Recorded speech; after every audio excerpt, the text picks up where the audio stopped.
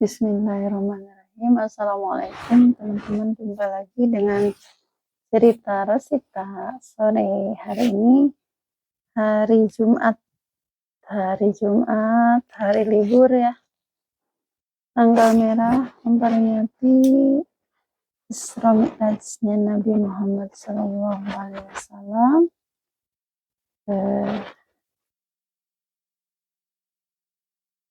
Hari ini adalah beberapa tahun yang lalu Nabi Muhammad menerima perintah sholat sebagai hadiah untuk para umatnya, supaya ketika punya keinginan, punya hajat, bisa menyampaikannya lewat sholat. Tidak seperti zaman nabi-nabi terdahulu, seperti Nabi Musa, ya kaumnya kalau ingin berdoa, kalau ingin sesuatu, dia pasti datang kepada Nabi Musa dan menyatakan keinginannya untuk hajatnya, untuk minta apa, dan Nabi Musa berdoa untuk kaumnya. Begitu pula dengan Nabi Isa, ketika kaumnya ingin sesuatu, mereka harus mendatangi Nabi Isa dan berkata dan mengatakan apa yang diinginkan, dan didoakanlah oleh Nabi Isa, dimintakan kepada Allah Subhanahu wa Ta'ala. Dan untuk kita umat Nabi Muhammad SAW harus berbangga, harus bersyukur karena Allah memberikan kepada kekasihnya tercinta, kepada Nabi Muhammad SAW. Bagaimana seandainya umat-umat Nabi Muhammad ingin punya keinginan, maka diperjalankanlah Nabi Muhammad dari Masjidil Haram ke Masjidil Aqsa dan naik ke Sidratul Muntaha untuk menerima perintah sholat. Singkatnya seperti itu ya teman-teman, makanya kita harus bersyukur dengan menjadi umat Nabi Muhammad SAW dengan cara mengerjakan semua yang diajarkan, semua yang disunahkan oleh Nabi Muhammad SAW. Oke teman-teman, saya ini sore-sore ini ada cerita menarik, bukan menarik ya, sebenarnya ini pengalaman yang cukup pahit ya teman-teman ya. Apa itu pengalamannya?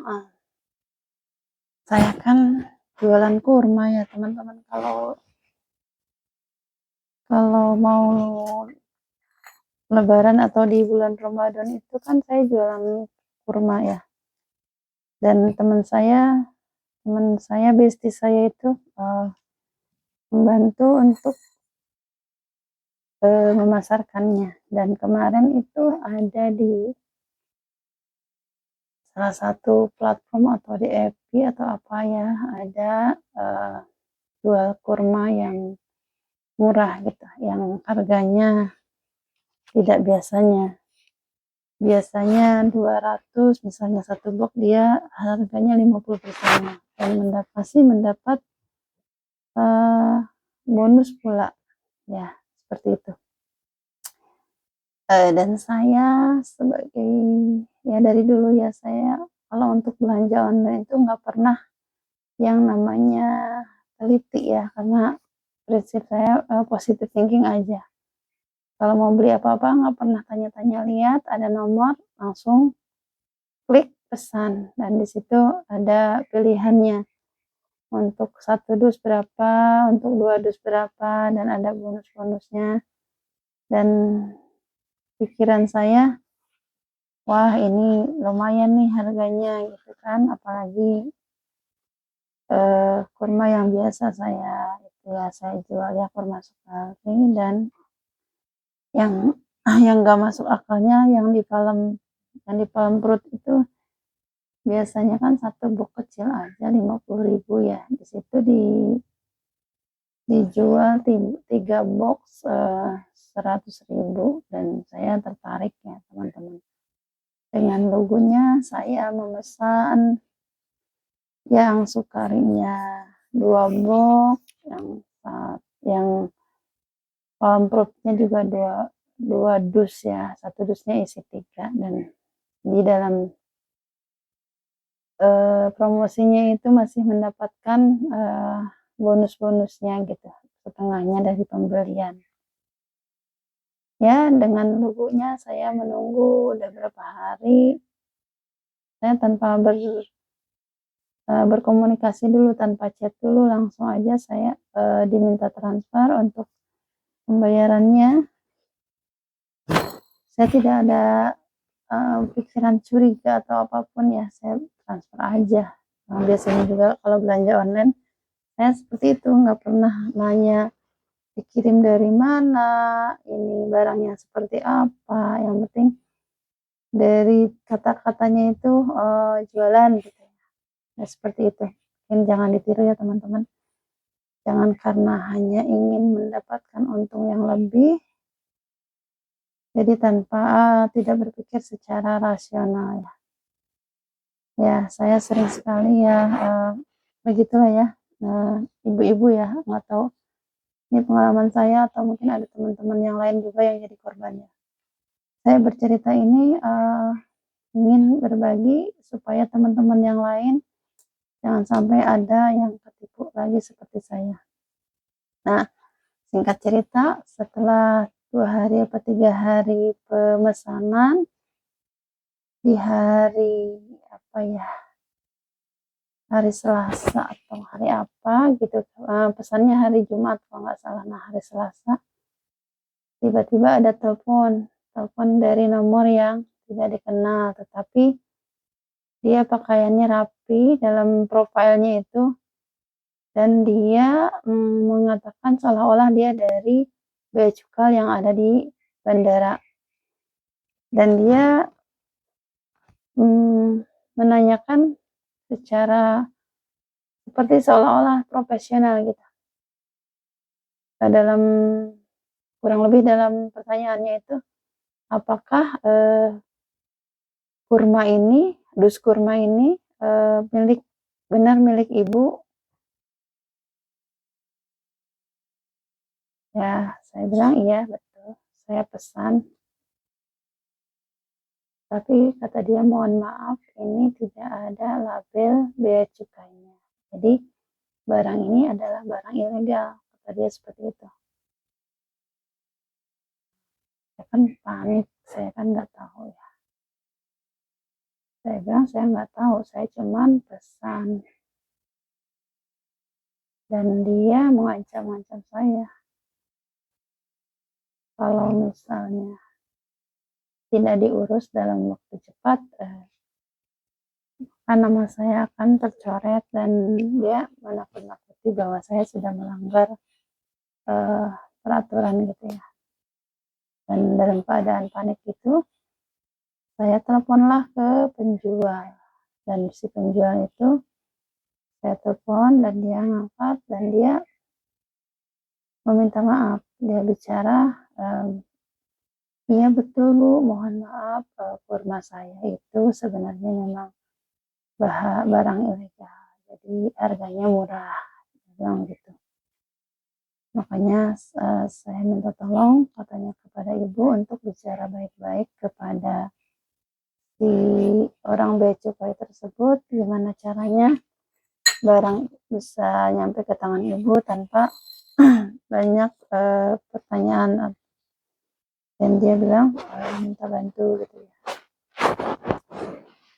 Saya telepon lagi lah si yang ngaku-ngaku bea cukai itu. Saya bilang, Pak, tadi saya udah telepon si penjualnya, saya minta maaf, katanya lagi sedang diproses untuk biaya atau proses pelabelan, dan dia minta dana secara Bu, bisa diselesaikan secara kekeluargaan dengan tidak melaporkan pada polisi, dan dianggap selesai dengan syarat si penjual itu harus membayar 6.550.000 kepada si bea cukai itu, dan dia ngasih nomor rekening atasannya atas nama siapa ya, nanti kalau nggak salah Erwin Simbolon atau apa gitu ya. Dan dia bicaranya dalam waktu 15 menit kalau tidak ditransfer maka ini akan dikasuskan, masalah ini akan diperbesar. Nah udah gitu saya lumayan tenang sih dengan masalah-masalah seperti ini, cuman aduh kayaknya nggak penting banget gitu ya, masa sih cuman kita belanja sekitar 400.000 kok sampai berhubungan dengan bea cukai, dengan hal-hal seperti ini. Kayaknya saya nggak worth it banget gitu ya. Dan itu saya telepon lagi si apa namanya tadi, si penjual kurmanya. Saya bicara, dia udah ngasih nomor rekening dan saya kasih.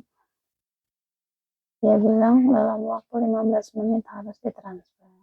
Maka kurmanya akan dikirim ke saya dan tidak ada masalah di kemudian hari. Oke, setelah itu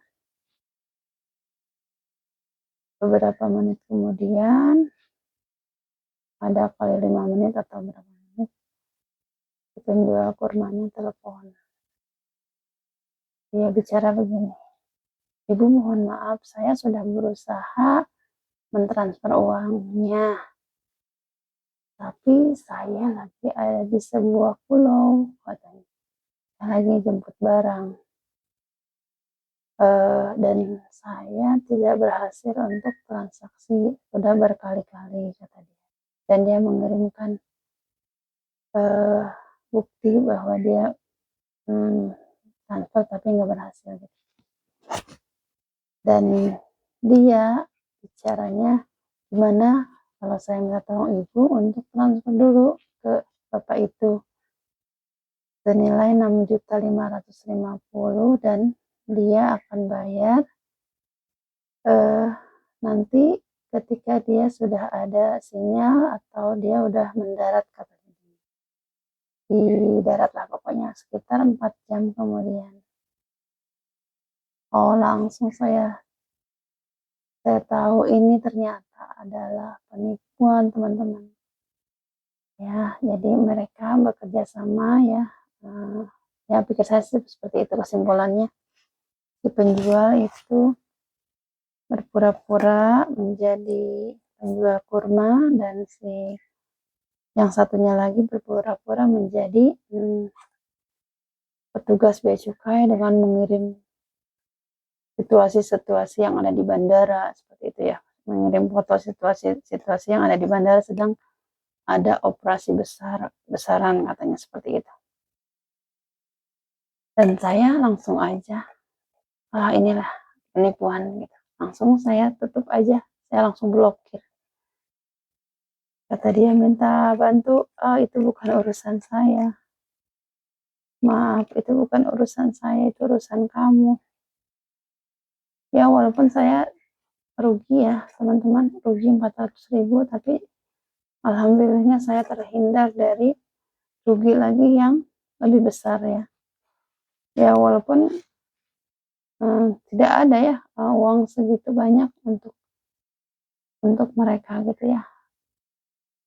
Ini pengalaman aja teman-teman. Jadi ketika kita mau berbisnis atau berjualan, ketika ada harga yang lebih murah, ya kita jangan tergiur lah ya. Saya memang mudah ya untuk, apalagi itu informasinya dari bisnis saya ya, kadang saya nggak telaah lagi ya. Itu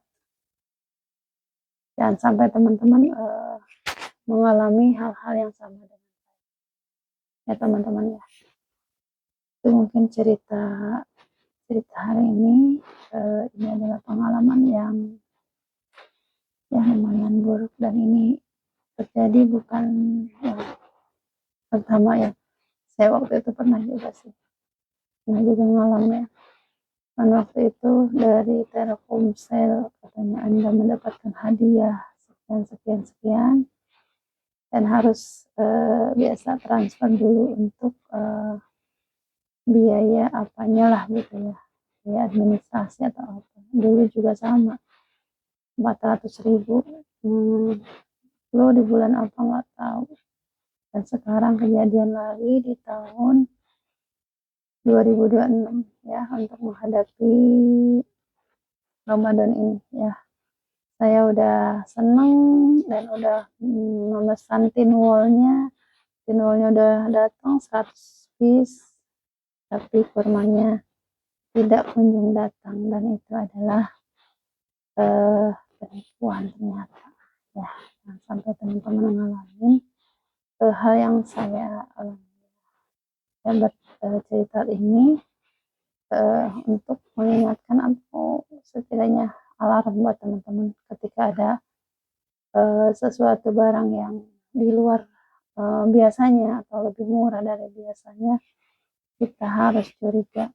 Jangan pikirannya kita untung ternyata jadinya buntung seperti saya ya. Terima kasih teman-teman sudah mau mendengarkan cerita saya, dan kita ketemu lagi di cerita yang lain. Assalamualaikum warahmatullahi wabarakatuh. Selamat berlibur.